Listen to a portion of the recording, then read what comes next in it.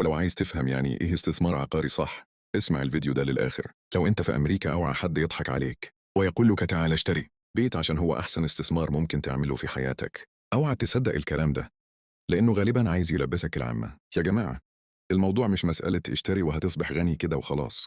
في فرق كبير بين استثمار عقاري فعلا وبين الكلام التسويقي اللي بعض الوكلاء بيحطوه قدامك عشان يبيعوا.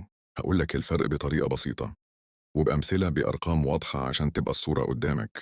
أولاً، ليه الوكيل بيقول لك اشتري ودي أحسن استثمار؟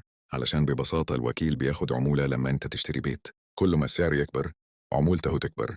هو مش دايماً بيبص لمصلحتك طويلة المدى، هو بيبص لصفقة تحصل دلوقتي. فخلي بالك، الكلام الحلو ممكن يكون مجرد حافز للبيع، مش تحليل استثماري. نيجي للمقارنة بالأرقام، مثال عملي تفهم بيه الفرق.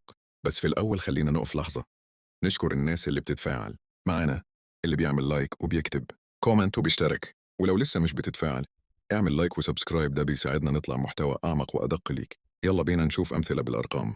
السيناريو المشترك: سعر البيت 300 ألف دولار، المقدم 20% يعني 60 ألف دولار، القرض 240 ألف دولار، المعدل السنوي للفائدة 5%، والقرض لمدة 30 سنة.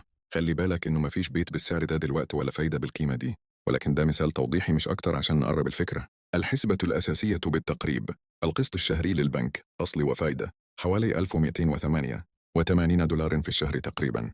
ضريبة الملكية لو منطقة متوسطة هيكون في حدود 4000 دولار في السنة، يعني حوالي 330 دولار في الشهر. تأمين البيت يعمل حوالي 100 دولار في الشهر تقريبا. مصاريف صيانة واحتياطيات حوالي 250 دولار في الشهر، 1% من قيمة البيت سنويا. نقطة رقم 1: لو اشتريت للسكن Owner Occupier، لو انت هتسكن البيت التكلفة الشهرية بتكون القسط زائد الضرائب زائد التأمين زائد الصيانة، يعني تقريبا حوالي 2000 دولار في الشهر أو شوية أكتر حسب المنطقة. لو انت قبل كده بتأجر بشقة مثلا ب3000 دولار في الشهر، احتمال الشراء يخليك تدفع أقل شهريا من غير ما تنقل إيجار. لكن لو كنت بتدفع إيجار أرخص من كده، ممكن الشراء يبقى أغلى شهريا. مميزات الشراء للسكن: بتبني ملكية equity مع مرور الوقت، كل قسط بتدفع جزء منه يسدد أصل القرض. لو البيت غلى قيمته مع الزمن، بقى عندك مكسب عند البيع. استقرار ومزايا نفسية وعائلية، مش بتنتقل كل شوية. عيوب الشراء للسكن كاستثمار: الفلوس اللي حطيتها في المقدم تعلق في البيت وممكن تاخد وقت عشان تسترجعها. مش دائما بيتك هيكون استثمار مالي، أفضل من بدائل زي الأسهم أو صناديق استثمارية لو ما بحسبتش كل التكاليف. فيه مصاريف مخفية، تحسينات، طوارئ، ضرائب محلية ممكن أن تعلى. سيناريو رقم 2: لو اشتريت بغرض الإيجار Buy to Rent، نفس الأرقام، سعره 300 ألف، مقدم 60 ألف، قرض 240 ألف. لكن دلوقتي هتفترض إنك هتأجر البيت، نفترض إيجار شهري ممكن تحصل عليه 3000 دولار. نحسب مصاريفك الشهرية: قسط البنك في حدود 1288 دولار، Property Taxes 330، التأمين 100 دولار، صيانة واحتياطيات 250 دولار. لو هتشتغل مع مانجمنت كامباني تاخد مثلا 10% من الإيجار، حوالي 300 دولار في الشهر. المجموع الشهري للمصاريف 2271 دولار. إجمالي الإيرادي من الإيجار 3000 دولار. إذن صافي التدفق النقدي الشهري 729 دولار، يعني صافي سنوي 8780 دولار. دلوقتي خلينا نحسب العائد على النقود اللي انت حطيتها، Cash on Cash Return. انت دفعت مقدم 60 ألف دولار، الصافي السنوي من الإيجار 8780. العائد السنوي على رأس المال 8780 على 60,000، هيعمل حوالي 14%. رقم جامد جدا لو بترجع النقود دي سنويا ككاش فلو. غير الكاش فلو، فيه كمان الإكويتي، تراكم أصل القرض زائد الأبريشيشن. لو قيمة البيت بتزيد سنويا بنسبة متحفظة مثلا 3%، بعد 10 سنين سعر البيت هيبقى تقريبا 403 ألاف دولار.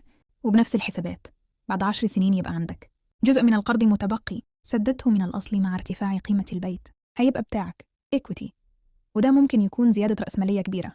خلاصة الأرقام باختصار إن لو اشتريت للسكن وعايز مجرد مكان للعيش، ده قرار شخصي وممكن يكون منطقي لو هتسكن أكتر من 5 سنين وتقابل ظروفك الشهرية. لكن لو بتتكلم عن استثمار حقيقي يجيب لك فلوس، الشيء اللي بيديك دخل نقدي إيجابي اللي هو باي تو رنت بصافي إيجار موجب مع تراكم الإيكويتي هو الأفضل عادة. نقطة مهمة: وكيل العقارات هيقولك البيت ده هتزيد قيمته، وده صحيح أحيانا، لكن إزاي تعرف ده هيحصل؟ لازم تشوف موقع البيت، جودة المدرسة، البنية التحتية، خطة تطوير المنطقة، مش كلام عام. الوكيل لربما يهلقك بصورة وردية لأنه لازم يبيع، نصايح عملية قبل ما تشتري عشان محدش يضحك عليك. نحسب كل المصاريف مش بس القسط، ضرايب ملكية، تأمين، صيانة، إدارة ممتلكات، فترات فقدان المستأجر vacancy، ورسوم قانونية. شوف هل الصافي إيجابي ولا سلبي؟ لو الصافي سلبي ده معناه إنك بتضيف مصاريف على جيبك كل شهر، وده استثمار خطير. قوم افحص السوق.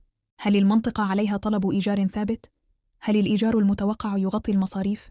نتفكر في الأفق الزمني. استثمار عقاري حقيقي محتاج عادة 5 ل7 سنين على الأقل. لو ناوي تبيع في سنة أو سنتين ده مقامرة مش استثمار. نفهم الضرائب. فيه مزايا ضريبية لأصحاب العقارات، لكن مش كل الناس بتقدر تستفيد منها بنفس الطريقة. اسأل محاسب الضرائب، وتذكر إن الوكيل بياخد عمولة على البيع مش على نجاح استثمارك بعد 5 سنين. فخلي قرارك مبني على حسابات مش على كلام شعري. ختام عملي. لما حد يقولك اشتري لأن العقار أحسن استثمار، أسأله أسئلة مباشرة. هل الإيجار يغطي المصاريف؟ كم العائد السنوي المتوقع على المقدم؟ إيه خطتك لو السوق وقع؟ وافتكر إن استثمار ناجح بمعياره المالي الحقيقي هو اللي يعمل لك دخل نقدي موجب ويزود صافي ثروتك على الزمن، مش بس اللي يخليك تعيش في بيت حلو. في النهاية قولوا لنا بتسمعونا منين؟ ولو في أمريكا في أنهي ولاية؟ وطبعا ما تنسوش اللايك والسبسكرايب علشان نطور المحتوى ونجيب مواضيع أعمق تفيدكم. ملاحظة مهمة، الكلام ده معلومات عامة للتوعية المالية. قبل أي قرار استثماري كبير اسأل محاسب أو مستشار مالي مرخص علشان يحسب حالتك بالضبط، وما تثقوش في أي كلام تسمعوه على النت من أشخاص مجهولين. سلام.